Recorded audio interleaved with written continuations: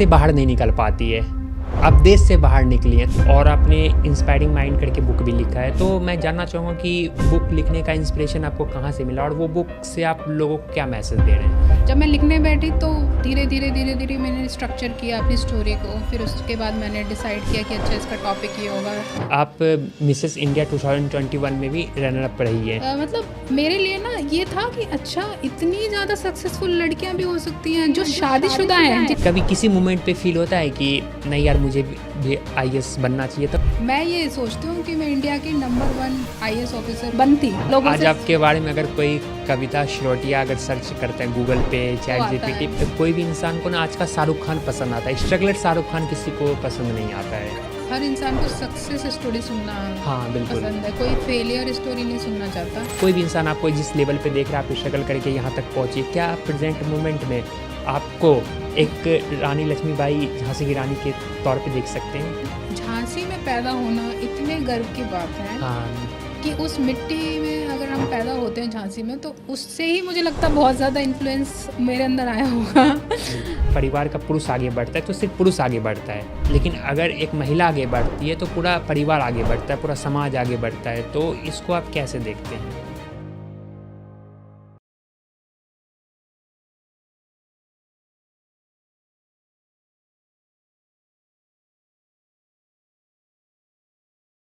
नमस्कार दोस्तों, मैं शुभम कुमार के एक नए पॉडकास्ट में आप सभी का स्वागत है। दोस्तों, आज का पॉडकास्ट भी काफ़ी यूनिक और ख़ास होने वाला है। मैंने कई सारे पॉडकास्ट किए हैं, लेकिन उन सारे पॉडकास्ट में मैंने सारी गेस्ट कहने की मैन और एक ऐसे पर्सनालिटी को बुलाया जो एक अलग लेवल पे अचीवमेंट को अचीव किए हुए। लेकिन आज के हमारी जो गेस्ट है वो एक वुमेन है जो कहते हैं कि अगर कोई भी समाज में कोई भी परिवर्तन होता है तो महिलाओं का सबसे बड़ा योगदान होता है, लेकिन उनको समाज में बहुत सारी समस्याओं का सामना भी करना पड़ता है। लेकिन आज हमारे साथ जो पर्सनैलिटी जुड़ी हुई है उनकी अचीवमेंट काफ़ी यूनिक और काफ़ी अलग है। सिर्फ नेशनल लेवल पे ही नहीं, इंटरनेशनल लेवल पे ये अपनी एक अलग पहचान बनाई हुई है। जिनके बारे में अगर मैं बात करूं तो ये general manager of international business Mrs India 2021 में ये रनर अप भी रह चुकी है और ये को ऑथर भी है और ये 25 से ज़्यादा देशों में भी ट्रैवल कर चुकी है। तो इनसे आज हम पूरी तरीके से रूबरू होंगे। आज की हमारी जो गेस्ट है कविता मैम। तो मैम, आपका बहुत बहुत स्वागत है हमारे इस पॉडकास्ट में। धन्यवाद शुभम जी, मुझे इस पॉडकास्ट में बुलाने के लिए। और आपने बहुत अच्छा इंट्रोडक्शन दिया। मुझे भी नहीं पता था मेरी पर्सनैलिटी इतनी ज़्यादा बड़ी हो गई है, जो कि बहुत छोटे लेवल से मैंने शुरुआत की है। मैंने एक छोटे शहर झांसी से शुरुआत की। मैंने छोटे गांव में मेरे पापा रहते थे, फिर झांसी आए, उन्होंने जॉब की पुलिस में। बड़ा परिवार था, 20-25 लोगों का परिवार था और उसमें लड़कियों की संख्या ज़्यादा थी, लड़के थोड़े कम थे। तो लड़कियों से ज़्यादा किसी को इतना कोई एक्सपेक्टेशन कुछ थी नहीं कि लड़कियां क्या कर सकती हैं। ज़्यादा से ज़्यादा BTC कर लो, B.Ed कर लो, बिल्कुल ज़्यादा से ज़्यादा प्रोफेसर बन जाओ किसी यूनिवर्सिटी में या छोटे अपने शहर में स्कूल में पढ़ाने लगो। तो इतना ज़्यादा लाइफ में इतना ज़्यादा चेंजेस मैंने देखे हैं कि अभी मैं आपके सामने बैठी हूँ तो मुझे लग रहा है कि yes, I have achieve something. बिल्कुल मैम, सबसे बड़ी बात है कि आप एक महिला हैं और महिलाओं को समाज में बहुत ज़्यादा समस्याओं का सामना करना पड़ता है। कई सारे, अगर हम पहले भी एरा में देखें तो कहीं ना कहीं महिलाओं को एक अलग तरीके से उनको समस्याओं का सामना करना पड़ता है। आप एक महिला हैं, आपके कई सारी अचीवमेंट रहे, जैसे कि आप यहाँ पे जनरल मैनेजर, आप इंटरनेशनल बिजनेस में भी हैं अभी प्रेजेंट मोमेंट में, और आपको ऑथर भी रह चुके हैं और आपने मिसेस इंडिया में भी पार्टिसिपेट किया है। इतने सारे अचीवमेंट हैं। तो मैं जानना चाहूँगा एक छोटे से वाक्यों में कि आपका ये जो सफ़र रहा है यहाँ तक पहुँचने का, बचपन से लेकर अभी तक, वो कैसा रहा है और किस तरीके से आपके जीवन में ये मुकाम आपने हासिल किया है? देखो, लाइफ में जो भी सक्सेस होती है ना, वो हर इंसान के लिए डेफिनेशन अलग होती है सक्सेस की। हो सकता है कि जो आज तक मैंने अचीव किया हो वो मेरे लिए सक्सेस हो, बट हो सकता है जो बहुत ज़्यादा सक्सेसफुल है उनके लिए तो ये कुछ भी मायने नहीं रखते हैं। बिल्कुल। जैसे एक लड़की एक जन्म लेती है तो उसके लिए पहले बात तो फैमिली के लिए कितनी हैप्पीनेस का मोमेंट होना चाहिए। बट कुछ लोगों के लिए एक बर्डन होता है, कुछ लोगों के लिए एक एक्स्ट्रा मेंबर होता है, कुछ लोगों के लिए जैसे अगर सिंगल चाइल्ड है तो अरे लड़की है तो वो लक्ष्मी होती है ना। बिल्कुल बिल्कुल। बट कुछ फैमिलीज ऐसी होती हैं जिनके यहाँ ऑलरेडी बहुत सारे लोग हैं, बर्डन इतना ज़्यादा है, फैमिली प्रेशर है, उनके यहाँ पे ऑलरेडी मेरे फादर की ऑलरेडी 7 बहनें थी तो मैं 7 बहनें थी, 7 लड़कियों की शादी करनी थी उनको, क्योंकि मेरे फादर 2nd नंबर के थे अपनी फैमिली में। बिल्कुल। तो उनके लिए क्या है कि मेरा होना उनके लिए प्राउड मोमेंट था, बट बहुत सारे लोगों के लिए मैं बर्डन थी। मेरे फादर ने जो भी मेरे लिए सोचा था वो इतना नहीं सोचा था जो आज मैं हूँ। उन्होंने सिर्फ इतना सोचा था कि पढ़ाना है और शादी करनी है, ठीक है। जब लड़की पढ़ के शादी के लायक हो जाती है तो लोग सिर्फ लड़का ढूंढते हैं, उसके लिए जॉब नहीं ढूंढता कोई, ठीक है। तो जॉब मैंने अपने लिए खुद क्रिएट की है। पढ़ाई मैंने झांसी से बैचलर ऑफ साइंस किया है, फिर मैंने लखनऊ में आगे पढ़ाई की है, MBA इंटरनेशनल बिजनेस किया है। शुरुआत मैंने as a executive international business से की थी 2008 में। तो 17 साल से मैं नौकरी कर रही हूँ। ओके। और धीरे धीरे धीरे मैंने assistant manager, deputy manager, manager, senior manager, अब general manager, step by step, because आपके जब गोल्स बड़े होते हैं ना तो आपको उनको ब्रेक करना चाहिए ना, कि आप एकदम तो नहीं बन जाते ना, आपको पेशेंस रखना चाहिए। और धीरे धीरे धीरे करके यहाँ तक जो मैं पहुँची हूँ वो बहुत सारे पैट्रियार्कल जो माइंडसेट होता है उनको ब्रेक करना, बहुत सारे रूढ़िवादी सोच को और फैमिली के बैरियर्स को तोड़ना। बट फैमिली भी आपको तब तक सपोर्ट नहीं करेगी जब तक आप उनको कुछ करके नहीं दिखाओ। बिल्कुल। तो पढ़ाई में मैं बहुत अच्छी थी। मैं ऑलमोस्ट मेरे जितने भी मार्कशीट्स हैं मैंने अभी तक जहाँ तक देखा है कि मेरी फर्स्ट रैंक ही आई है क्लास में। और मैंने UPTU में 287 रैंक थी मेरी, उत्तर प्रदेश टेक्निकल यूनिवर्सिटी में। तो मैं 287 रैंक के बाद मुझे गवर्नमेंट कॉलेज मिला। तो पापा का भी थोड़ा पैसा कम खर्च करवाया मैंने। अच्छा। और जॉब के लिए मैं जब दिल्ली आई तो मैंने खुद से जॉब ढूंढी, वॉक इन इंटरव्यूज़ दिए और खुद से संघर्ष किया। किसी दूसरे रिश्तेदार के यहाँ पे रही, उनके यहाँ पे उनका सपोर्ट लिया, फिर PG में रही, फिर रूम लेके रही। तो धीरे धीरे धीरे करके फिर मेरी शादी हुई। शादी के बाद की अपनी रिस्पॉन्सिबिलिटीज़ होती हैं, फैमिली आपसे एक्सपेक्ट करती है। तो फैमिली वर्क लाइफ बैलेंस के साथ साथ अभी तक जो भी मैं हूँ वो बिकॉज ऑफ फैमिली सपोर्ट, अपने दृढ़ निश्चय, because of my firm believe about my self. And मैंने अपने गोल्स को बहुत अच्छे से बारीकी से जाना है कि मैं क्या करना चाहती हूँ। और सबको बहुत अच्छे से मैंने डील किया है, चाहे फैमिली हो, चाहे कॉर्पोरेट हो, चाहे इंटरनेशनल ट्रैवलिंग हो। तो ये लाइफ अभी तक की जर्नी मैं कहूँगी कि अभी तक मैंने जो अचीव किया है वो अभी हाफ ऑफ माय ड्रीम्स हैं। अभी भी मेरे आधे अधूरे ड्रीम्स हैं जो कि मैंने शायद अभी पूरे नहीं किए हैं और मैं करना चाहती हूँ। अभी और भी जितने वो ड्रीम्स हैं मेरे, लिखे हुए हैं। ओके मैम, मैं सबसे पहले एक चीज़ बताना चाहूँगा कि आप जितना मैंने आपके बारे में गूगल पे सर्च किया है, आप ChatGPT बताइए, उसके अलावा भी मुझे आपके एजुकेशन से कुछ अलग सीखने को मिलेगा। जैसे आपने यूनिवर्सिटी के बारे में बताया कि आपका इतना रैंक था, तो ये एक अच्छी बात होती है। और आपने एक और यहाँ पे बात बताई जो कि मैं थोड़ा इस पर डिस्कस करना चाहूँगा कि आपने बताया कि कोई भी स्टूडेंट होता है या कोई भी इंसान जब इनिशियल फेज़ में होता है, जब वो स्ट्रगल कर रहा होता है, तो वो कहते हैं कि मेरे पेरेंट्स सपोर्ट नहीं करते हैं। लेकिन आपने वहाँ पे बिल्कुल सही बात बताई कि अगर हम पेरेंट्स को जब तक प्रूफ नहीं करेंगे कि आप कुछ कर सकते हैं, तो तब तक आपके पे पेरेंट्स कैसे बिलीव करेंगे।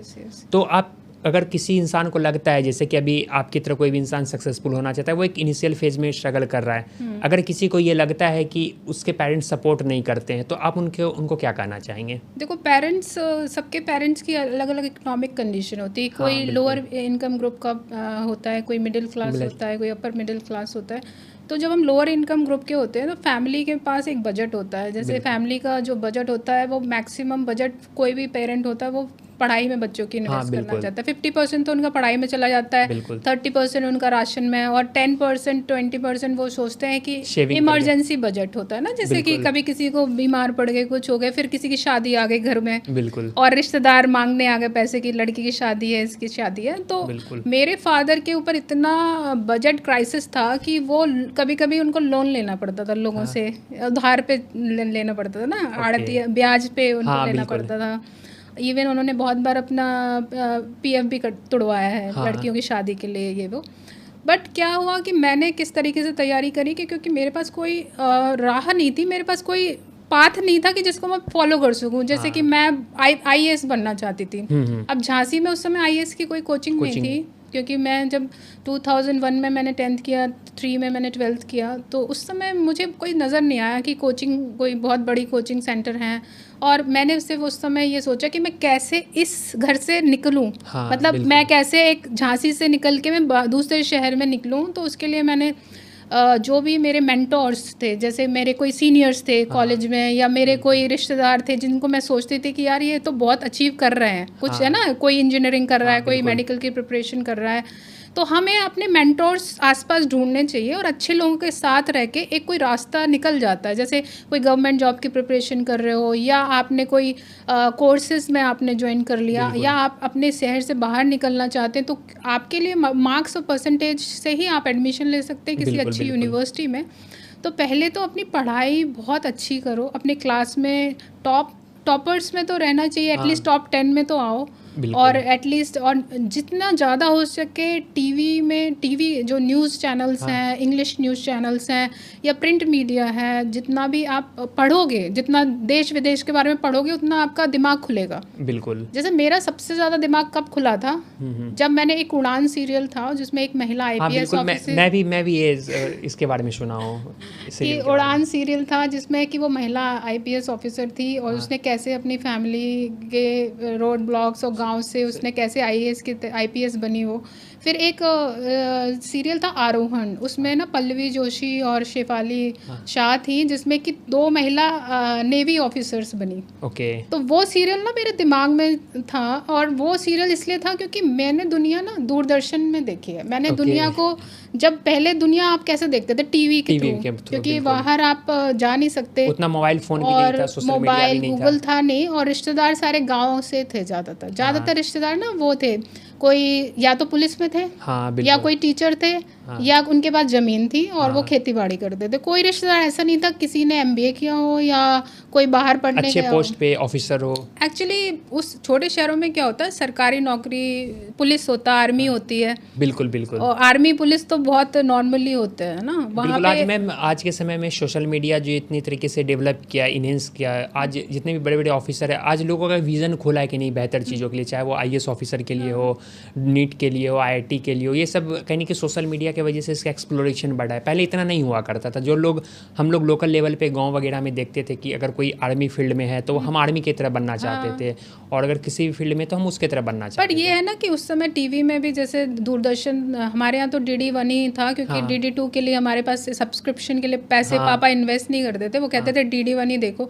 तो मैं Lok Sabha TV, Rajya Sabha TV, DD news वो ज़्यादा देखती थी। तो मेरा जो इन्फ्लुएंस ना अच्छी चीज़ों पर ज़्यादा रहा। और उस समय तो और भी टीवी चैनल्स होते होंगे, बट आपका सोशल मीडिया में भी आप क्या देख रहे हो वो मैटर करता है। सोशल मीडिया में तो बहुत कुछ है, इवन यूट्यूब पे भी बहुत कुछ पड़ा है कंटेंट, बट वो कंटेंट क्या आपके लिए यूजफुल है वो हमें फिल्टर करना है। बिल्कुल। मैम, अभी मैं आपके बारे में काफ़ी कुछ पढ़ा, तो आप 25 कंट्री से ज़्यादा ट्रैवल कर चुकी हैं और वहाँ पे बिजनेस हैंडल करती है। yes. आप एक महिला हैं, कहा जाता है कि महिला घर से बाहर नहीं निकल पाती है, अब देश से बाहर निकली हैं, तो आपको कैसा फील हो रहा है? देखो, मैं घर से बाहर जब छोटे शहर में झांसी में थी तो हमें 8 बजे के बाद अलाउड नहीं था घर से निकलना, because of safety and security में। और मेरे पापा पुलिस में थे, तो पूरे दिन वो सिर्फ वो कंप्लेंट्स ही लिखते थे, और जो भी न्यूज़ उल्टी सीधी खबर ही और क्रिमिनल्स को ही पकड़ते थे, तो उन्हें लगता था पूरी दुनिया में क्राइम ही है। हाँ बिल्कुल। तो वो बहुत डरते हुए उन्होंने पहली बार मुझे घर से बाहर भेजा जब मैं लखनऊ यूनिवर्सिटी में पढ़ने गई, MBA इंटरनेशनल बिजनेस। तो वो उनके लिए बहुत टफ था डिसीजन लाइफ का। उनके लिए ऐसा था जैसे लड़की को विदा कर दिया ससुराल। बिल्कुल। उनको लगा अब ये वापस नहीं आएगी, बिकॉज उनके लिए बहुत हार्ट ब्रेकिंग था ना। बिल्कुल।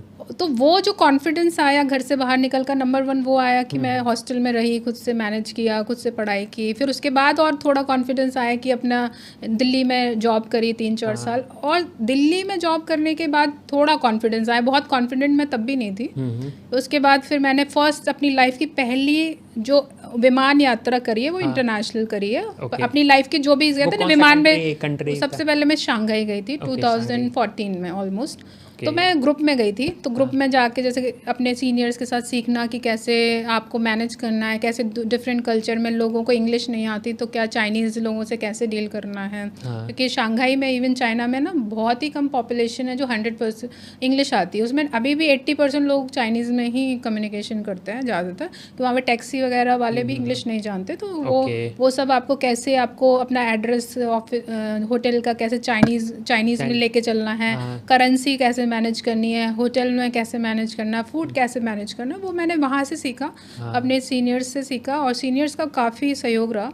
उसके बाद धीरे धीरे मैंने अकेले ट्रैवल करना शुरू कर दिया, क्योंकि मेरी कंपनी ने बोला कि आपको बिज़नेस बढ़ाना है। तो मैंने जितनी वर्ल्ड की टफ़ कंट्री, अब अगर आप सोच सकते हो, खतरनाक में जैसे नाइजीरिया है, नाइजीरिया बिल्कुल मैं अकेले ट्रैवल की हूँ। सूडान है, जैसे जहाँ पे अभी वॉर चल रहा है। अब कोई कहेगा सूडान क्या करने गई थी, तो सूडान में हमारा, क्योंकि एग्रो केमिकल्स का और एग्रीकल्चर का एक एग्रीकल्चर बेस्ड इकोनॉमी है, तो उस समय स्थिति अच्छी थी, आज की जैसी नहीं है, मतलब स्टेबल इकनॉमी थी।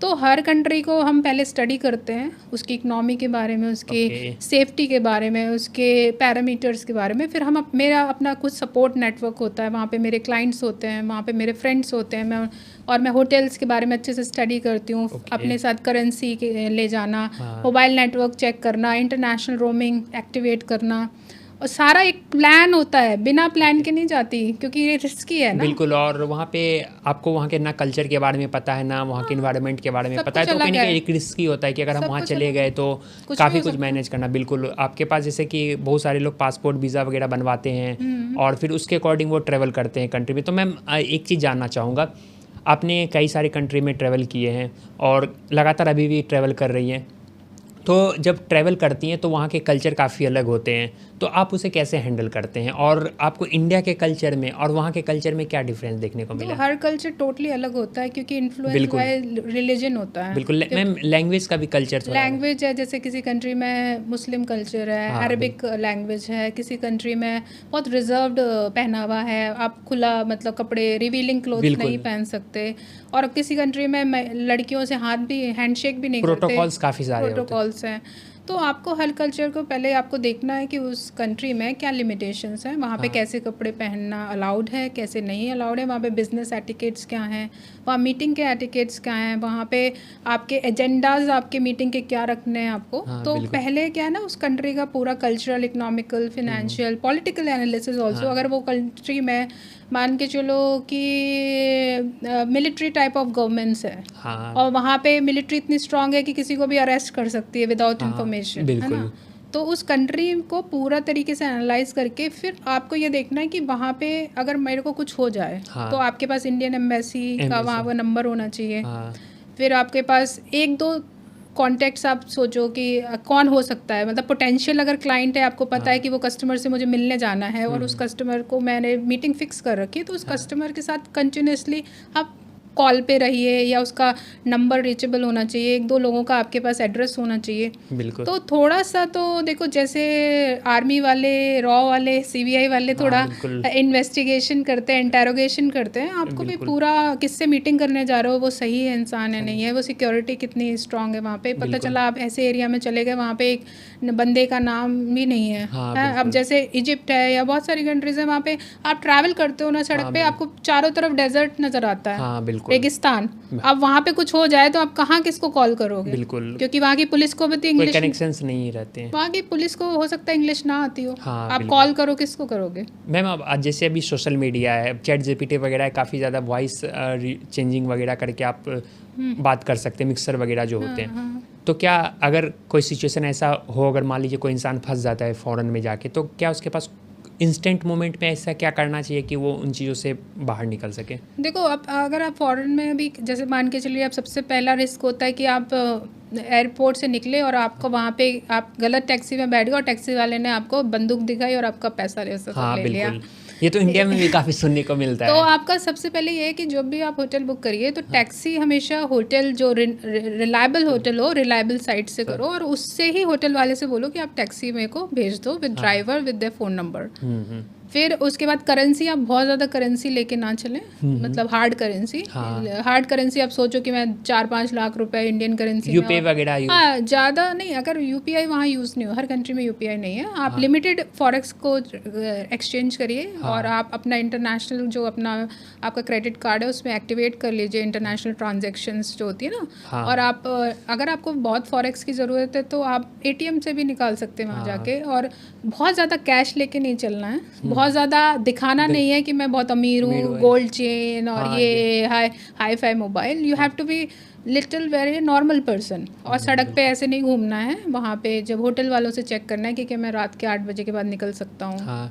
मतलब इतना इंफॉर्मेशन वगैरह कोई देखो, हम जब ट्रैवल करते हैं किसी भी कंट्री में, अगर हम घूमने के पर्पज से करते हैं तो वो कंट्रीज अलग ही होती हैं। हम एज अ टूरिस्ट जाते हैं, ठीक है, और फैमिली के साथ जाते हैं, 2-4 दोस्त जाते हैं। सोलो ट्रैवलर हो तो भी तो सोलो ट्रैवलर बहुत ज़्यादा हाई फाई नहीं कभी देखना कि वो कोई रिच पर्सन बिलेनियर बन के नहीं जाता। सोलो ट्रैवलर बहुत लाइट पैक करके जाते हैं। और जब हम बिजनेस ट्रिप के लिए जाते हैं तो हमें थोड़ा अपनी बॉडी लैंग्वेज में भी बहुत लो प्रोफाइल लेके रहना है। बहुत शो ऑफ नहीं करना है कि एयरपोर्ट पे जाके भी शो ऑफ कर रहे हैं, बाहर भी टैक्सी वाले के साथ ज़्यादा अपने बारे में बात बता रहे हैं। और इवन होटल में भी ज़्यादा पार्टी, किसी रैंडम पर्सन के साथ पार्टी में नहीं जाना है। हाँ बिल्कुल। मतलब आप बाहर जाइए, अपना काम करिए, अपने कंपनी को रिप्रेजेंट करिए, बिजनेस करिए।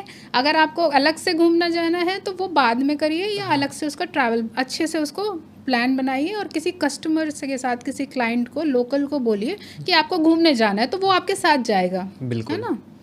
तो इतना कोई रोमांचक जगह नहीं है कि हर कंट्री को बहुत ज़्यादा वो कर सकते। इवन आप तो यूरोप में भी काफ़ी रिस्की हो गया, जैसे फ्रांस जैसी सिटीज़ में भी बहुत मगिंग हो गई है। लोग रात में वॉलेट छीन लेते हैं, बंदूक दिखा देते हैं। तो मेरे हिसाब से सेफ्टी पैरामीटर्स को हम ये नहीं देखेंगे कि कोई कंट्री गरीब है तो इसलिए वहाँ पे ज़्यादा क्राइम होते हैं, अमीर है तो नहीं होंगे, ऐसा नहीं है। बिल्कुल। अब मैं रिसेंटली में भी हमारा जो इंडिया है वो 4th इकोनॉमिकल वो जीडीपी में ग्रोथ किया है और 4 lakh trillion dollar something GDP हमारा भी इंडिया का बना है। तो मैम क्या अगर कोई आप जैसे अच्छे जीडीपी वाले या ये डेवलप्ड कंट्रीज से अगर आप जैसे इंडिया से जा रहे हैं तो क्या इसका इफेक्ट भी आपको अदर कंट्री में देखने को मिलता है? अगर आप अच्छे कंट्री से बिलोंग करते हैं और आप कोई अदर कंट्री जा रहे हैं, क्या उस कंट्री में आप किसी भी इंसान का बिहेवियर कंट्री को भी देख के होता है? कंट्री को देख के देखो, हर कंट्री के पॉलिटिकल रिलेशनशिप अलग है हर कंट्री के साथ, और पॉलिटिकल टेंशन से लोकल लोग इम्पैक्ट होते हैं। हाँ बिल्कुल। बट कुछ कंट्री जैसे इंडिया है, जैसे इंडिया को लोग पसंद करते हैं। इंडिया हर किसी के साथ एक न्यूट्रल बॉन्डिंग है सबके साथ। बट ये है कि इंडियंस को भी अपनी कंट्री को अच्छे से रिप्रेजेंट करना चाहिए, अपने कल्चर को, बिहेवियर में, एटिकेट्स के साथ। जैसे मैं जब भी इजिप्ट गई हूँ आज तक, तो मेरे को ऐसा लगता है फ़ैन हूँ मैं वहाँ पे, मैं सेलिब्रिटी फील करती हूँ अपने आप को, क्योंकि वहाँ के लोग इंडियन मूवीज़ देखते हैं। सब लोग अमिताभ बच्चन को जानते हैं, करीना कपूर को जानते हैं, शाहरुख खान को जानते हैं। तो मैं जब साड़ी पहन लूँ अगर इजिप्ट में, तो मेरा हर दूसरा बंदा मेरे साथ फ़ोटो खिंचवाता है। और वहाँ पे ऐसी हालत हो जाती है कि मुझे मेरे कुछ दोस्त और क्लाइंट बोलते हैं कि कविता साड़ी मत पहनना। अगर साड़ी तुमने पहन ली, वो इंडियन कल्चर को वो पसंद करते हैं। हाँ, इंडियन कल्चर में देखो, इंडिया की कुछ ऑथेंटिसिटी है ना, इंडिया का फूड है, जैसे इंडिया का कल्चर है, इंडिया के एटिकेट्स हैं, हम कैसे नमस्कार करते हैं, हम कैसे लोगों के साथ व्यवहार करते हैं। अगर हम उस चीज़ को आगे बढ़ें तो हमारा अच्छा से सत्कार होगा। अगर हम गलत चीज़ों को लेके जाएंगे वहाँ पे, है ना, तो हमें हो सकता है लोग अप्रिशिएट ना करें। बिल्कुल मैम। और आप देख रहे हैं कि भी प्रेजेंट मोमेंट में हमारे जो कंट्री के जो प्राइम मिनिस्टर है नरेंद्र मोदी, वो कई कंट्री में भी ट्रैवल करते हैं और वो अपने कल्चर को प्रमोट करते हैं अदर कंट्री में जाकर, और लोग उनसे जुड़ना पसंद करते हैं। तो कहीं ना कहीं ये चीज़ें भी कहीं कहीं देखने को अच्छी मिलती है। मेरे को लोग बोलते हैं, पहले से भी बोलते थे कि मदर इंडिया, फॉर एग्जांपल मैं जैसे कि मैं बहुत वेजिटेरियन हूँ, ठीक है, मैं बाहर नॉनवेज नहीं खाती, क्योंकि मैं बिकॉज ऑफ कल्चर ना, इंडिया कल्चर में बहुत सारे लोग वेजिटेरियन ही होते हैं। तो और मैं जो साड़ी पहनना जैसे, या मैं बहुत अच्छे से प्रेजेंट करती हूँ, तो उनको पसंद आ रहा है। They want to meet me. बहुत सारे लोग मुझसे मिलना चाह रहे हैं, बहुत सारे लोग मुझसे बात करना चाह रहे हैं। तो वो क्या है कि मैं अगर कल्चर को अच्छे से रिप्रेजेंट कर रही हूँ, तो लोग चाह रहे हैं कि कविता इंडिया से है, तो फिर मैं अपने आप को रिप्रेजेंट नहीं कर रही हूँ, मैं अपनी फैमिली को भी कर रही हूँ, अपनी सोसाइटी को भी कर रही हूँ, अपनी हस्बैंड को भी कर रही हूँ, क्योंकि बिल्कुल। वो देख रहे हैं ना कि कैसे तुम्हारी परवरिश हुई है, हाउ बिल्कुल। You are as a person. क्योंकि कोई भी कस्टमर क्लाइंट पहले आपसे जुड़ना चाहता है, बाद में आपकी कंपनी से। हाँ बिल्कुल।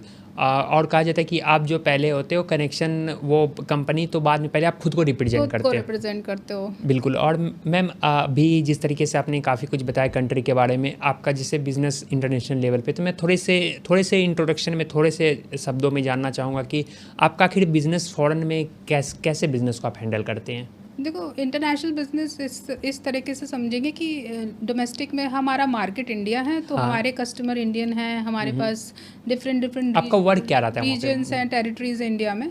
तो इंटरनेशनल बिजनेस में जब हमारा काम होता है, बेसिकली होता है मार्केट को फाइंड आउट करना कि हाँ। हमारे प्रोडक्ट के लिए कौन सा मार्केट सही है। हाँ।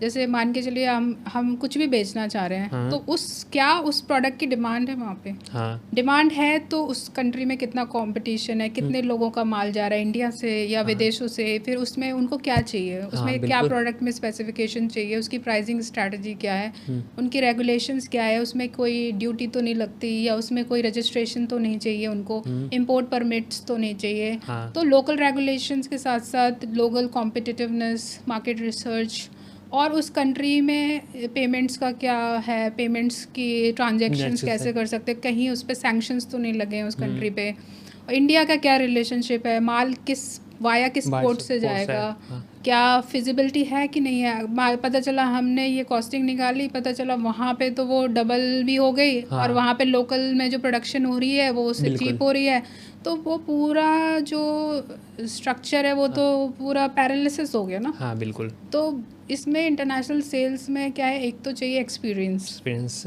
अगर आपको उस मार्केट का एक्सपीरियंस है, आपके लोकल कनेक्शंस हैं, आपका नेटवर्क है, तो आपको ये इन्फॉर्मेशन पता चल सकती है आसानी से। और अगर आप प्रोडक्ट लेके जाएंगे तो लोग आपको, कंपनी को जान पाएंगे। अगर आप ग्लोबली रिप्रेजेंट कर चुके हैं किसी एग्जीबिशंस में, या आप वहाँ पे काफ़ी ज़्यादा आपके प्रोडक्ट की आप होता है ना एडवर्टीजमेंट कर चुके हैं, या आप वहाँ पे कस्टमर्स को मतलब कनेक्शंस बना के उनको कन्वर्ट कर रहे हैं अपनी इंक्वायरी को लीड में, तो वो सबसे मेहनत वाला काम है, मार्केट डेवलपमेंट। ओके। उसके बाद सेल्स तो हो जाती है। मतलब प्रोडक्ट एक बार रजिस्टर्ड हो गया, एक बार वहाँ पे इस्टेब्लिश हो गया, वहाँ पे अपने ब्रांड इस्टेब्लिश कर दिया, तो सेल्स क्या है, it's like a supply chain. बिल्कुल मैम। जिस तरीके से आपका मोस्टली वर्क एक्सपोर्ट का होता है, कोई भी कंट्री में कहा जाता है अगर कोई भी कंट्री को अगर ग्रोथ करना है या जीडीपी उसका अगर बेहतर करना है, तो कहीं ना कहीं माना जाता है कि इंपोर्ट ज़्यादा मैटर करता है एक्सपोर्ट के कंपैरिजन में। और किसी भी कंट्री के लिए इंपोर्ट करने के लिए और किसी भी कंट्री में ज़्यादा इंपोर्ट होना कैसे, मतलब आपको क्या लगता है कि कोई भी कंट्री के लिए इंपोर्ट और एक्सपोर्ट में क्या बैलेंस होके चलना चाहिए कि जो बेहतर हो? इंपोर्ट किसी भी कंट्री के लिए, हर कंट्री सोचती है कि मेरा ट्रेड डेफिसिट कम हो। हाँ बिल्कुल। और मेरा फॉरेक्स रिजर्व बिल्कुल।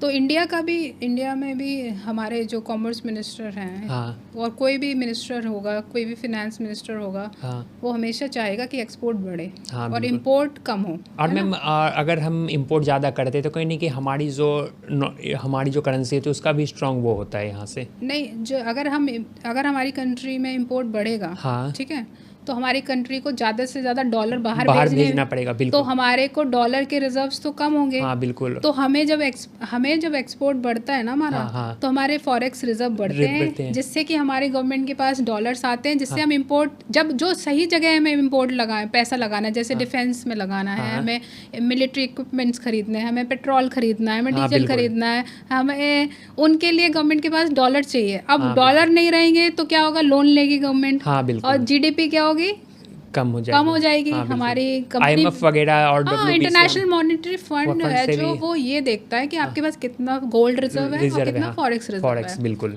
तो हर ट्रेड डेफिसिट क्या होता है, एक्सपोर्ट माइनस इंपोर्ट का जो बैलेंस होता है ना। अब पता चला तुम्हारा इंपोर्ट बढ़ गया और एक्सपोर्ट कम हो गया, तो तुम्हारा को तो नेगेटिव में चलेगा ना। बिल्कुल। इसीलिए हमेशा कोई भी गवर्नमेंट होगी वो एक्सपोर्ट पे ध्यान देगी, जिससे कि वो फॉरेक्स रिजर्व बढ़ेगा, एक्सपोर्ट बढ़ेगा तो एक्सपोर्ट इन्फ्लेशन, फिर इसी वजह से इन्फ्लेशन, हाँ मनी इन्फ्लेशन, हाँ वो इसलिए बढ़ता है क्योंकि अगर आपकी करेंसी भी डेप्रिशिएट तब होती रहती है, डेप्रिशिएशन ऑफ करेंसी तब होती है जब आपका इंपोर्ट बढ़ता है और आपका डिपेंडेंसी ज़्यादा बढ़ती है ना। बिल्कुल। तो हमेशा गवर्नमेंट, क्या कोई भी गवर्नमेंट ये चाहेगी कि उसका एक्सपोर्ट बढ़े। आपने सुना होगा मेक इन इंडिया, क्यों बढ़ा कहा मोदी जी ने? उन्होंने इसलिए कहा क्योंकि आप अपने घर में खुद मैन्युफैक्चर करिए, आप दूसरों पे डिपेंडेंट नहीं रहिए। क्योंकि पॉलिटिकल टेंशन जब हो जाते हैं 2-3 कंट्रीज के बीच में, तो वो कंट्री ने मान के चलो माल बना देना बंद कर दिया आपको, तो फिर क्या होगा? बिल्कुल। तो इसीलिए बट इंडियन कंपनीज को एक्सपोर्ट का बढ़ावा इसलिए भी देना चाहिए क्योंकि यहाँ पॉपुलेशन बढ़ती जा रही है। बिल्कुल। हमें नए मार्केट ढूंढने हैं, हमें बोलते ना जॉब बढ़ानी है ना, क्योंकि अभी लोगों के पास जॉब भी नहीं है, और एक्सपोर्ट ज़्यादा बढ़ेगा तो जॉब्स बढ़ेंगे। बिल्कुल। और एक्सपोर्ट बढ़ेगा तो जो मल्टीनेशनल कंपनीज हैं जिनके डिफरेंट कंट्रीज में उनके वेयर हाउसेज हैं, डिपोज हैं, तो उनका भी तो माल इंडिया में वो बनाना शुरू कर दिया ना, तो वो इंडिया से माल जाएगा। बिल्कुल। तो ये एक्सपोर्ट, हमें एक्सपोर्ट पे बहुत फोकस करना, और इंडिया में धीरे धीरे हर कंपनी एक्सपोर्ट करना चाहती है। बिल्कुल। और हम लोग अभी इंपोर्ट ज़्यादा करते हैं, एक्सपोर्ट के इंडिया में तो इंपोर्ट ज़्यादा ही है, डेफिनेटली ज़्यादा है, क्योंकि इंडिया में क्योंकि उस हिसाब से हमारे पास रिसोर्सेज भी उस तरीके के नहीं है जो हम, वो प्रोडक्ट यूनिक होना चाहिए ना। आपके प्रोडक्ट की डिमांड क्यों खरीदे वो? अगर उसकी कंट्री में नहीं होगा तभी ना। लेकिन इंडिया की जैसे फार्मा इंडस्ट्री है वो अच्छी है, क्योंकि फार्मा कंपनीज के पास यहाँ पे जेनरिक मेडिसिन के साथ साथ वो पेटेंटेड मेडिसिन भी बना रहे हैं ना। तो जितना हम R&D में खर्चा करेंगे, नए नए प्रोडक्ट्स डेवलप करेंगे, उतना अच्छा एक्सपोर्ट रहेगा। बिल्कुल। और मैम फार्मा इंडस्ट्री का जैसे मैं सुना हूँ कि 20 साल का पेटेंट होता है समथिंग, और अगर अदर कंट्री में हम लोग कोई भी इंडियन प्रोडक्ट अगर फॉरेन में जाके वो अगर पेटेंट करवाना चाहे तो उसके रूल रेगुलेशन काफ़ी ज़्यादा वो टफ होते हैं, और इंडिया के जो पेटेंट होते हैं उसका प्रोसेस बहुत इजीली होता है, इसलिए हम लोग चाह के भी ना फॉरेन में अपनी प्रोडक्ट का पेटेंट ले नहीं पाते हैं। तो इस पे कुछ ना कुछ रूल रेगुलेशन पे भी फोकस करना चाहिए। Actually patent, global patent organisations के लिए, ग्लोबल पेटेंट के लिए आपके पास उनके वो प्रूफ मांगेंगे ना कि आपका प्रोडक्ट क्यों हम ग्लोबली पेटेंट करें, ऐसा क्या प्रोसेस पेटेंट करते हैं, क्या आपके रेसिपी अलग है। बिल्कुल। तो इंडियन कंपनीज क्या होती है, बहुत लेजी लेट बैक एटीट्यूड हो जाता है, क्योंकि उससे पहले कोई और मल्टीनेशनल ना उसने पेटेंट करा दिया सेम प्रोडक्ट का। बिल्कुल। और मैम कई सारे पेटेंट का वो लोग कॉपी भी कर लेते हैं, जैसे प्राडा है ना, उसने वो कोल्हापुरी चप्पल उसने लॉन्च कर दी, और हमारे यहाँ कोल्हापुरी चप्पल हमारी है। बिल्कुल। तो अब बताओ, अब वो कहेगी उसने अगर पेटेंट करा दिया किसी दिन कोल्हापुरी चप्पल का, तो हम ढूंढते रह जाएंगे। हमारी चप्पल का तो वही बेचेगी, इंडिया से मैन्युफैक्चरिंग। कई सारे प्रोडक्ट कॉपी पेस्ट होते हैं और उनका नेम चेंज करके वो खुद का पेटेंट को, तो वो एक्चुअली ये डिफरेंट वर्टिकल है, इसमें बहुत लीगल इश्यूज हैं। इसमें कोई अच्छा लीगल कंसल्टेंट हो जो जिसने ग्लोबल पेटेंट्स हैंडल किए हो, उससे कंसल्ट करके, अगर आपका यूनिक प्रोडक्ट है, रेसिपी अलग है, आपका फॉर्मुलेशन अलग है, आपका कंपोजिशन अलग है, आपने अलग तरीके से उसको डिज़ाइन किया है जो कि किसी ने नहीं किया, तो फिर आप करा सकते हो उसका ग्लोबल पेटेंट। बिल्कुल। मैम अभी हम लोगों ने काफ़ी सारे बिजनेस के बारे में भी बात किया, अब मैं आपकी यहाँ पे पर्सनल लाइफ से रिलेटेड कुछ यहाँ पे बातें करना चाहूँगा। जिससे आप एक को ऑथर भी हैं और आपने इंस्पायरिंग माइंड करके बुक भी लिखा है, तो मैं जानना चाहूँगा कि वो बुक लिखने का इंस्पिरेशन आपको कहाँ से मिला और वो बुक से आप लोगों को क्या मैसेज दे रहे हैं? क्योंकि मैं पहले ना पोएम्स लिखती थी, काफ़ी पोइट्री लिखती थी, वो मेरी हिम्मत नहीं हुई कभी पब्लिश करने की, क्योंकि हर इंसान की ना हिम्मत नहीं होती, उसको डर लगता है कि लोग क्या सोचेंगे, ये क्या लिख दिया। बिल्कुल, है ना। तो वो हिम्मत कभी आई नहीं थी। बहुत सारा मेरे पास खुद का लिखा हुआ बहुत सारा मैटर था, मैं कोट्स वगैरह और लिंक्डइन पे और फेसबुक पे काफ़ी ज़्यादा लिखती थी। बट क्या हुआ, एक मेरे पास रैंडम अपॉर्चुनिटी आई, मैं किसी पब्लिक स्पीकिंग बहुत बड़ी इंस्टीट्यूट है उसमें मुझे बुलाया था, और मैंने एज अ पब्लिक स्पीकर काफ़ी अच्छा बोला था। तो वहाँ पे कोई पब्लिकेशंस था, उन्होंने मुझे ऑफ़र किया था कि आप हमारे साथ लिखिए, अपने विचार लिखिए, इंस्पिरेशन, आपकी लाइफ बहुत इंस्पिरेशनल है, क्योंकि आज की डेट में इतना ज़्यादा इंस्पायर करने वाले लोग ही चाहिए। तो फिर मेरे को कुछ टाइमलाइन दी थी उन्होंने, तो उन्होंने बोला था कुछ भी लिख दो, बट मेरे पास कोई टॉपिक था नहीं लिखने के लिए।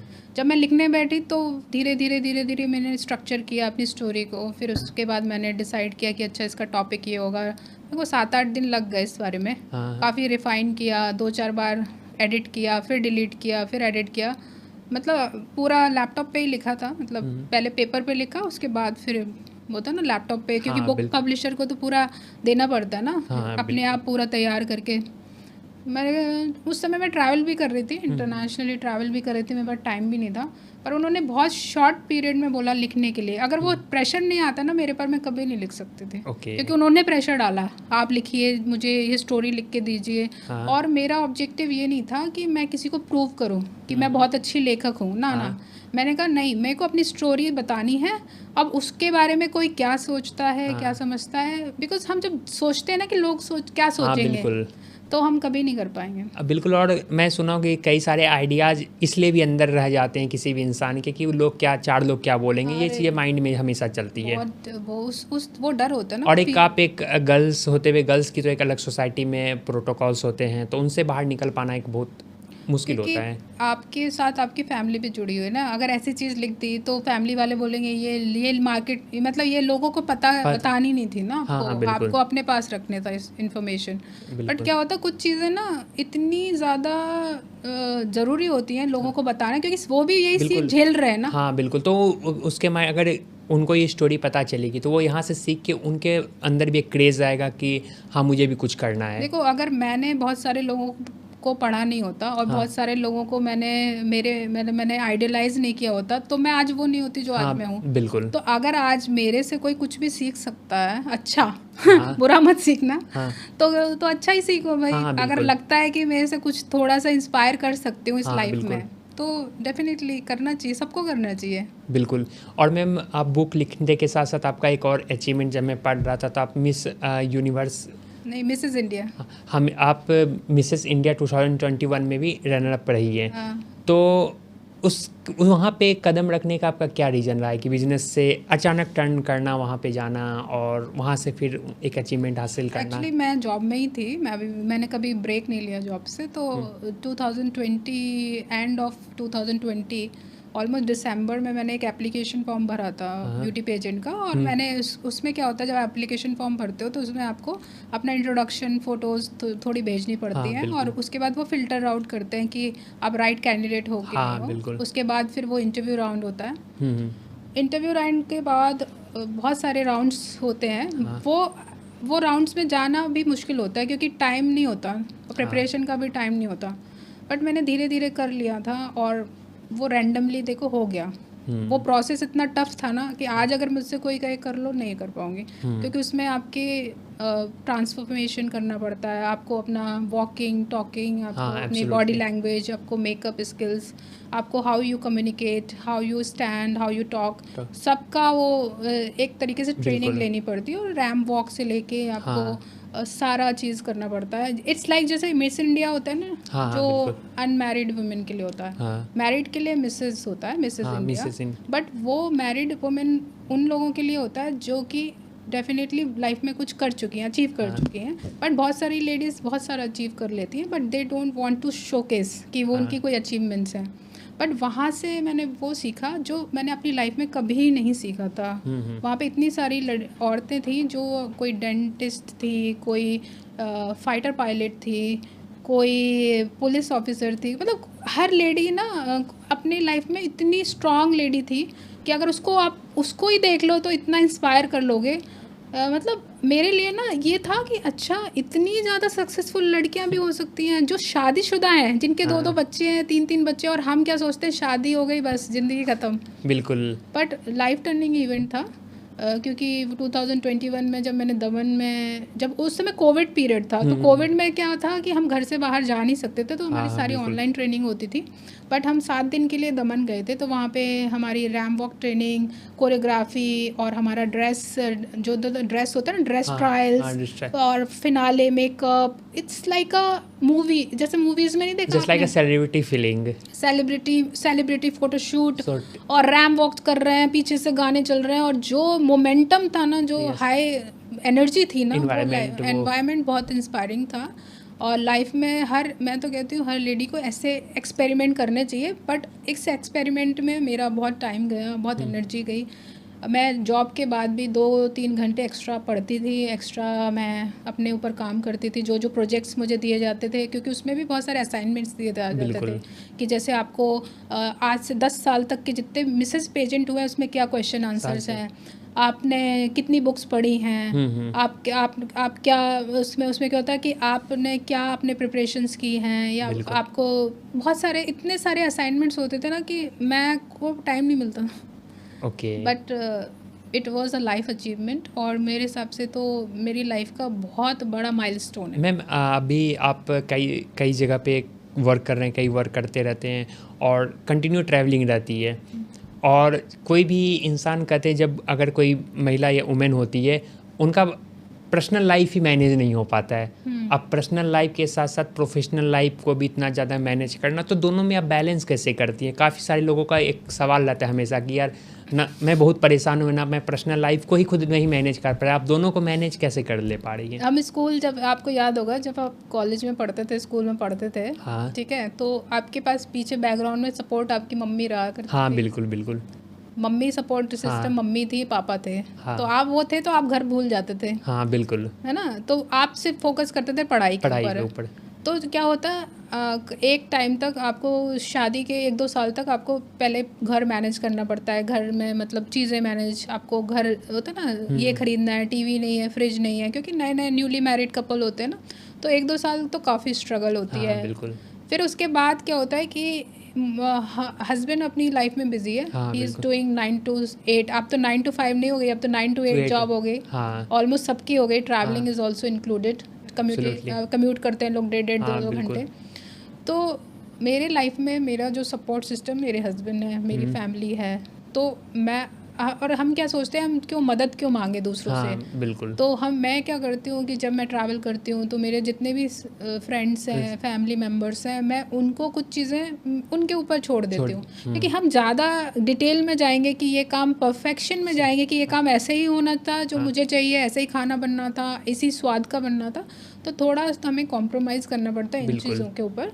और 9 to 5 जो हस्बैंड अगर आपका बिजी है, तो आप, वो भी बिजी है, वो भी अपनी लाइफ में कुछ अचीव कर रहा है, तो आप उसकी लाइफ को इजी कर सकते हो। बिल्कुल, सपोर्ट अपने एक दूसरे को हस्बैंड की लाइफ को इजी कर सकते हो, उसको थोड़ा रिलैक्स दे सकते हो, अगर आप कुछ कंट्रीब्यूट कर सकते हो जॉब में। अब मेरी इंटरनेशनल बिजनेस की जॉब है, इंटरनेशनल सेल्स में क्या होता है ना, आपका मार्केट ही ओवरसीज है, आपको बाहर ट्रैवल ही करना है, आपको कस्टमर बाहर ही ढूंढना है। तो मेरे लिए ना, मेरा पैशन है ट्रैवलिंग, मुझे ट्रैवलिंग करना पसंद है, मुझे लोगों से मिलना पसंद है। तो कोइंसिडेंटली और लकीली मैं वही कर रही हूँ जो मुझे पसंद है। अगर मुझे ये जॉब नहीं मिलती तो हो सकता मैं डोमेस्टिक में कोई ऐसी जॉब लेती जैसे ट्रैवलर की या कुछ। अब आप ट्रैवलर हो, इंटरनेशनल ट्रैवलर हो, आपको लोगों से मिलना पसंद है, तो आपको ट्रैवल करना पड़ेगा। बट जब आप हो नहीं घर पे, तो आपके पास कोई होना चाहिए, डोमेस्टिक सर्वेंट होना चाहिए, हाउस हेल्प होनी चाहिए, आपकी फैमिली मेम्बर होना चाहिए जो आपको हेल्प कर सके। अगर कोई भी नहीं है तो आप अपना सपोर्ट स्टाफ क्रिएट करें, क्योंकि हम इतना एक लेवल पे हम इतना अर्न कर लेते हैं कि हम उनको मैनेज कर सकते हैं। क्योंकि आप देखो, इतने सेलिब्रिटीज़ हैं, चाहे फिल्म स्टार्स हैं, चाहे आप पॉलिटिशियंस हैं, चाहे हमारी आज की करंट चीफ मिनिस्टर है, वो भी तो लेडी है ना। हाँ बिल्कुल। वो भी तो कम से कम नहीं तो 18 घंटे काम करती होंगी ना, आराम से, है ना। किरण बेदी थी, हमारी IPS ऑफिसर थी। हम इतने अच्छे लोगों को जानते हैं, हमारे पास इतने अच्छे एग्जाम्पल हैं, वो लोग भी तो मेहनत कर ही रहे हैं ना, उनके भी तो बच्चे हैं ही। कई सारे वुमेन्स होते हैं, वो अभी हमारे आर्मी फील्ड में भी है, आर्मी में CRPF में है। हाँ बिल्कुल। रिसेंटली में आपने मैम एक न्यूज़ देखा होगा, जैसे हमने ऑपरेशन सिंदूर को भी किया, तो उसमें भी महिला ही उसको पूरा फाइटर पायलट, जब एक लेडी फाइटर पायलट होती है, वो आर्मी में या बॉर्डर पे खड़ी है, तो बॉर्डर पे क्या बच्चे थोड़ी नहीं लेके जाए। हाँ बिल्कुल। तो फैमिली, देखो पहले ऐसा होता था कि हम एक्सपेक्ट करते थे कि हम घर पे रहें, सिर्फ घर का काम करें, बट अभी भी जो घर में भी हम बहुत सारे काम कर सकते हैं। घर में रह के भी आजकल लेडीज़ इतना काम कर रही हैं, घर से भी लोग अपना बिजनेस कर रहे हैं, वो घर से भी टाइम निकाल रहे हैं ना वो। बिल्कुल बिल्कुल। तो टाइम तो निकालना पड़ेगा। अगर आपको पसंद है वो काम तो टाइम निकालो, अगर पसंद नहीं है, ज़बरदस्ती कर रहे हो तो मत करो। हाँ बिल्कुल। तो मैम अभी जिस तरीके से और भी चीज़ें आपके बारे में मैं सुना यहाँ पे, तो आप बता रहे थे कि आप एक IAS ऑफिसर बनना चाहते थे और आपके पास उतना रिसोर्स नहीं था, और मैं भी प्रिपरेशन कर रहा हूँ UPSC का। तो आप जो भी चीज़ आज अचीव किए हैं, क्या आपको कभी लगता है, कभी किसी मोमेंट पे फील होता है कि नहीं यार मुझे भी IAS बनना चाहिए था, वो एक रिग्रेट सा फीलिंग होना, या ऐसा कुछ है कि नहीं मुझे काश में भी IAS ऑफिसर रहती? देखो आईएएस ऑफिसर बनना इम्पोर्टेंट नहीं है, उस जॉब को, उसकी जॉब की एक्सपेक्टेशंस और उस पर खरा उतरना इम्पोर्टेंट हाँ है। बिल्कुल। अगर आपको कोई भी जॉब दी जाती है, क्या आप उसको खरा उतर पाते? तो अगर मैं आईएएस बनती तो मैं ये सोचती हूँ कि मैं इंडिया की नंबर 1 आईएएस ऑफिसर बनती। मैं हाँ। फिर ऐसी आईएएस ऑफिसर नहीं बनती जिसका कोई नाम नहीं जानता हो, ठीक है? हाँ तो उसके लिए मुझे बहुत मेहनत करनी पड़ती, बिल्कुल। बहुत ज़्यादा लोगों आज से आपके बारे में अगर कोई कविता श्रोटिया अगर सर्च करता है गूगल पे, चैट आता जीपीटी है, पे, वो तो पूरा पूरा आता है। इन्फॉर्मेशन आपका वहाँ पे दिया जाता है। तो तो जैसे अगर मैं आईएएस नहीं बन पाई तो मैंने अपनी फील्ड में वो किया जो कि सबसे टॉप पे नहीं कह सकते, लेकिन हाँ लोग जानते हैं। अगर हमारी इंडस्ट्री में भी लोग जान रहे हैं, बाहर के भी लोग जान रहे हैं, तो हमें what matters to us is how we can influence, how we can inspire others. और हम क्या करंट जॉब में सेटिस्फाइड हैं? बिल्कुल। अगर सेटिस्फैक्शन सेटिस्फाइड, मोस्ट हाँ, इम्पॉर्टेंट अगर है। हम हैप्पी हैं, अगर मैं आईएएस बन के, अगर वो मेरा सिर्फ सपना होता और बनने के बाद मैं हैप्पी नहीं होती, मैं उस पर खुश नहीं रहती, तो मेरी जॉब बेकार थी। बिल्कुल मैम। और अभी अगर आप प्रेजेंट मोमेंट में जिस तरीके से आप जिसमें मैं प्रिपरेशन का सोच रही थी, उसमें एक आईएएस ऑफिसर या यूपीएससी का एक गढ़ माना जाता था मुखर्जी नगर, जो अभी भी है। और अगर हम कोचिंग का भी फ़ी देखें तो 2 लाख 3 लाख रुपए फीस हमारे कोचिंग के रहते हैं, जो नॉर्मल मिडिल क्लास के बच्चे उसको एफर्ड नहीं कर पाते। तो शायद वहाँ पे भी कई सारे बच्चे का एक विज़न जो होता है वो कम हो जाता है। तो कहीं ना कहीं वहाँ पे भी देखने को मिलता है काफ़ी आईएएस बन सकते हैं, बट उसके लिए काफ़ी पेशेंस चाहिए, patience, guidance, proper parent support काफ़ी बिल्कुल मेहनत ज़रूरी है। चाहिए। और अगर आप 1-2 साल अटेम्प्ट कर रहे हो, 1-2 अटेम्प्ट में हार नहीं माननी चाहिए, थोड़ा मेहनत के साथ, थोड़ा अर्ली प्रिपरेशन आई थिंक। बिल्कुल मैम। और मैं कई सारे आईएएस ऑफिसर का भी मैंने पॉडकास्ट किया हुआ है रिसेंटली में, तो उनका एक ही वहाँ पे उनका जो आंसर सुनने को मिलता है यही चीज़ का कि अगर आप सेल्फ, और उन्होंने कई सारे जो 2-3 आईएएस ऑफिसर थे उन्होंने सेल्फ स्टडी करके यूपीएससी किया, उन्होंने कहीं भी कोचिंग नहीं किया। चाहे वो पीसीएस ऑफिसर भी रहे, उन्होंने भी कहा कि मैंने आज तक कहीं भी कोचिंग नहीं किया, खुद से सेल्फ एनालाइज किया, गाइडेंस लिया सोशल मीडिया पे। जबकि उस समय में जब वो बने थे तो सोशल मीडिया उतना डेवलप नहीं था और उतना सोशल मीडिया का कोई क्रेज़ भी नहीं था, तो फिर भी उस मोमेंट पे वो सेल्फ स्टडी करके बोले मैंने खुद से निकाला है। देखो आईएएस बनना इम्पोर्टेंट नहीं है, बात यह है कि आप उस जॉब पे फिट बैठ रहे हो कि हाँ नहीं। बिल्कुल। पर्सनैलिटी हर आप पर्सनैलिटी उस का अलग होती है। माइंडसेट के हो कि नहीं हो। गिव अप माइंडसेट है तो आईएएस मत बनो। हाँ बिल्कुल। आईएएस बनने के लिए बहुत मेहनत करके, बहुत लोगों से आपको बिल्कुल। बात करनी पड़ेगी, अपनी बात को आगे रखना पड़ेगा। हाँ बिल्कुल। तो आईएएस भी एक अच्छा लीडर होता है। बिल्कुल। और मैम अभी के आईएएस का देखा जाता है, अगर कोई भी सोशल मीडिया पे देखता है कि लाल बत्ती, इतना ज़्यादा पावर, लोगों को क्रेज़ करना, तो ये सब चीज़ें देख के आज बच्चे इंस्पायर हो रहे थे। कहीं ना कहीं ये गलत है। पावर नहीं देखनी चाहिए, हमें ये देखना है service. It's a service. Service बिल्कुल। It's a service to the society. हाँ। आईएएस ऑफिसर की जॉब एक बहुत टफ जॉब है। उसमें 24 आवर्स तक आपको पूरा बिल्कुल 18, मुझे लगता है एक आईएएस ऑफिसर 2-3 घंटे ही सोता होगा। मैम यही सवाल मैं पूछा था कि सर आप इस तरीके से भी एक ऑफिसर हैं यहाँ पे, आप अपने पर्सनल लाइफ को कैसे हैंडल करते हो? तो वो बताते हैं कि मुझे 1 बजे रात में, 2 बजे रात में कॉल आ जाए तो तुरंत जाना पड़ता है। तो उनका लाइफ का कोई फिक्स नहीं कितने आवर्स की ड्यूटी है। वो एंजॉय कर रहे हैं ना उस चीज़ को। हाँ। उनके कोई ज़बरदस्ती उनको आईएएस बना के बिठाया नहीं है। ही इज़ एंजॉइंग और शी इज़ एंजॉइंग। तो अगर आप आईएएस बन रहे हो या आप कोई भी जॉब करो, अगर आप एंजॉय नहीं कर रहे हो ना, हाँ, तो मत करो। और मैम अभी प्रेजेंट मोमेंट में जो वुमेन होती है, कई सारी फीमेल कैंडिडेट बहुत ज़्यादा आईएएस फील्ड में टॉप कर रही है, टॉप रैंक में आ रही है, तो और सेल्फ स्टडी करके टॉपर्स भी रहे हैं। तो कहने की आज उतना भी मुश्किल नहीं, अगर आप डेडिकेशन होना चाहिए मेरे हिसाब से। देखो आईएएस, जो लड़कियां आईएएस अगर आईएएस की सिर्फ प्रिपरेशन ही कोई कर रहा है ना, वो कुछ ना कुछ बन जाएगा लाइफ में। हाँ बिल्कुल। ठीक है। तो हम क्या करते हैं, हम ना रिजल्ट देखते हैं, हम प्रोसेस को नहीं देखते हैं। अगर आप आईएएस बनते हो तो आपको जनरल नॉलेज पढ़नी पड़ेगी, आपको हिस्ट्री पढ़नी पड़ेगी, आपने जो भी सब्जेक्ट लिया उसको पढ़ना पड़ेगा। तो हम ये क्यों देखते हैं कि हम अगर वो चीज़ नहीं बन पाए तो हम कुछ तो बन पाएंगे, अच्छे इंसान तो बन पाएंगे, नॉलेजेबल पर्सन तो बन पाएंगे ना। मैम इतना तो मैं देखा हूँ कि अगर आप यूपीएससी का प्रिपरेशन कर रहे हो तो आपको सारे फील्ड का एक ब्रॉड नॉलेज हो जाएगा। अगर आप किसी भी फील्ड में आप बेहतर कर सकते हो, जैसे आज मैं पॉडकास्ट भी कर पा रहा हूँ आपके साथ, इतने सारे question, forex, GDP, GNP, import export भी समझ पा रहा हूँ, तो मैंने वहीं से सीखा है, तो इन चीज़ों को पढ़ा है, तो चीज़ें समझ में आ जाती हैं। हाँ ये चीज़ें ये होती है।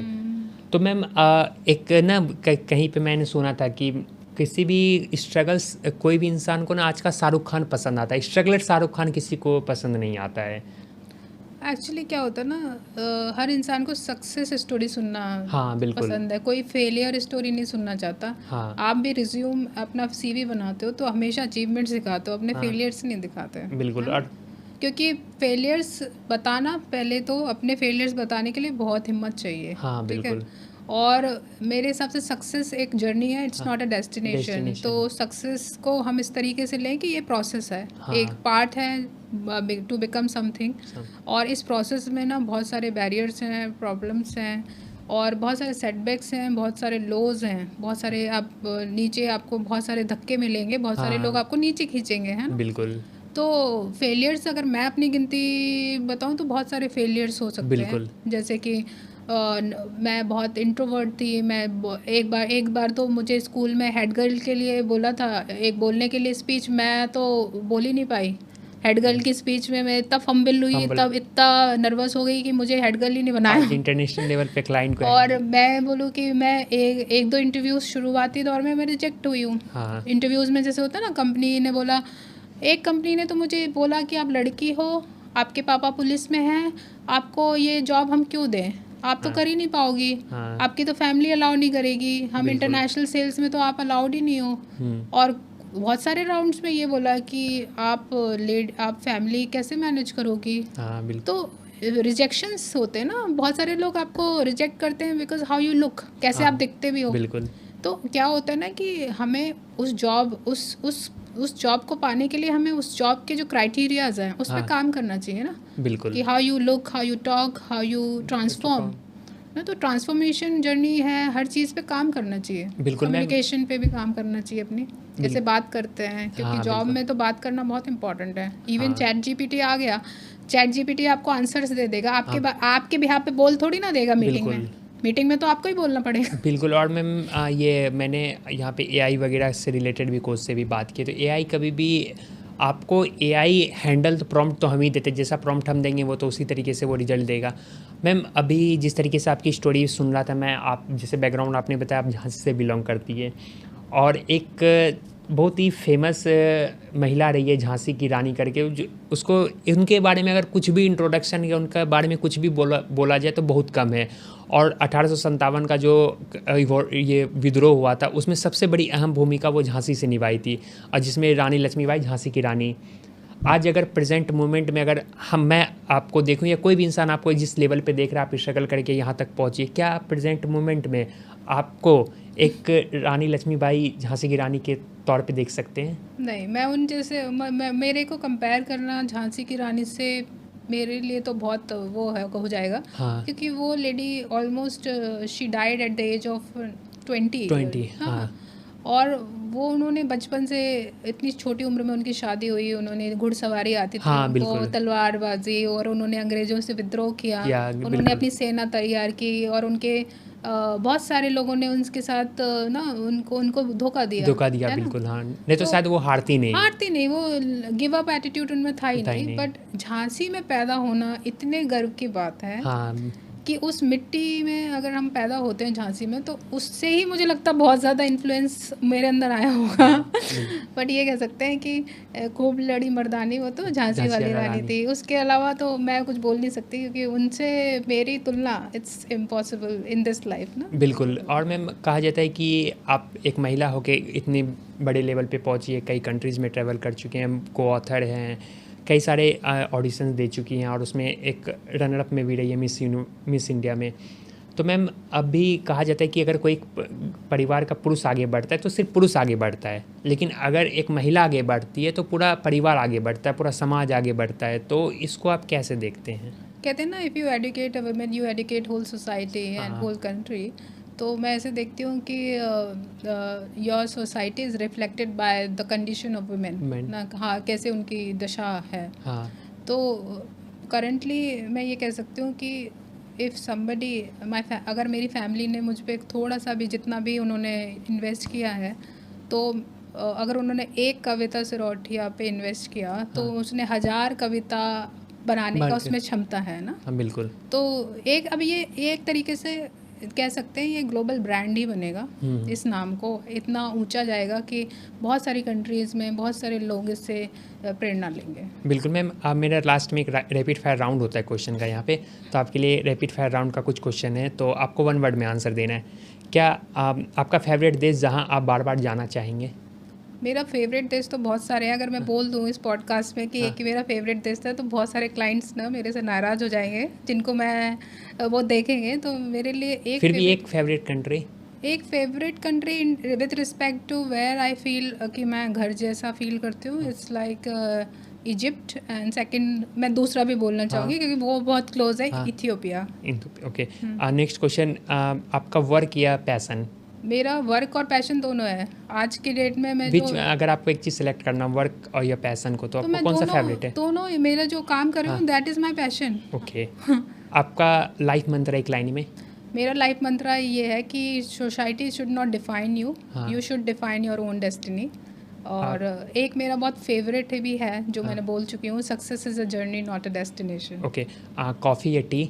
अब मैं पहले टी पीती थी, अब because I am travelling internationally, तो अभी मैं I have turn to black coffee without milk and sugar. सबसे यादगार इंटरनेशनल मीटिंग कहाँ हुई है आपकी?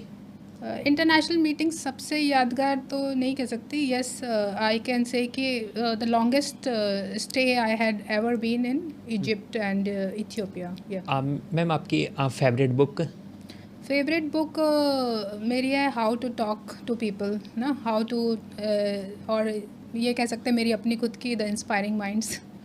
ओके मैम, लास्ट मोमेंट में मेरा लास्ट क्वेश्चन है कि आप जिस तरीके से अभी एक अच्छे लेवल पे, अगर आपकी तरह कोई भी इंसान सक्सेसफुल होना चाहता है और ख़ास करके कोई अगर महिला, कोई फीमेल, उनको आगे बढ़ना है, तो आप उनको क्या मैसेज देना चाहेंगे? मैं सबको ये मैसेज दे सकती हूँ कि don't limit your self. World is waiting for you, and the whole cosmos and the universe is waiting for a rising star. And you should not limit with your family restrictions. You should not limit with your whatever the person thinks about you. You should be a leader, you should be a dreamer, you should be achiever. और अपने मेहनत पे विश्वास रखो और अपने ऊपर विश्वास रखो। बिल्कुल। बहुत बहुत धन्यवाद मैम हमारे इस पॉडकास्ट में आने के लिए, और काफ़ी कुछ यहाँ से हमारे ऑडियंस को सीखने को मिलेगा, और मैं उम्मीद करता हूँ कि आप इसी तरीके से आगे बढ़ते रहिए और अच्छे लेवल पे जाइए, ताकि हम लोगों को भी सीखने को मिलता है। अब एक महिला हो के आज इतने बड़े लेवल पे, तो बहुत बड़ी बात होती है। तो दोस्तों, मैम के बारे में अगर आपको कुछ भी सर्च करना हो या जानना, तो आप गूगल पे या ChatGPT पे सर्च कर सकते हैं।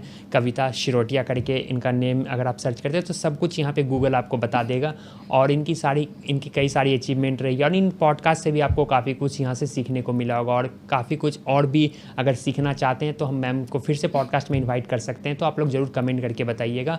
और इनकी जो बुक है इंस्पायरिंग माइंड, अगर आप उसे पढ़ना चाहते हैं, तो मैं उनका वहाँ पे अमेज़ॉन से ई बुक वहाँ पे डाल दूँगा लिंक, आप वहाँ से डिस्क्रिप्शन से आप वहाँ पे लिंक से देख सकते हैं, और वहाँ से पूरी बुक वहाँ पे आपको मिल जाएगी। तो आप इसी तरीके का पॉडकास्ट अगर देखना चाहते हैं, तो हमारे चैनल को ज़रूर से ज़रूर सब्सक्राइब करेगा, और ज़्यादा से ज़्यादा लोगों के साथ शेयर करिए कि आज हमारी इंडिया की एक महिला जो इंटरनेशनल लेवल पे इतने ज़्यादा कंट्री में ट्रैवल करके एक अलग पहचान बनाई हुई है और लोगों को इंस्पायर कर रही है, हमारे लिए गर्व की बात है। तो आपका बहुत बहुत धन्यवाद हमारे साथ इतने देर के लिए बने रहने के लिए। और भी पॉडकास्ट को अगर देखना चाहते हैं, तो सब्सक्राइब करिए, और फिर मिलते हैं हम एक नए पॉडकास्ट में। धन्यवाद। धन्यवाद शुभम जी।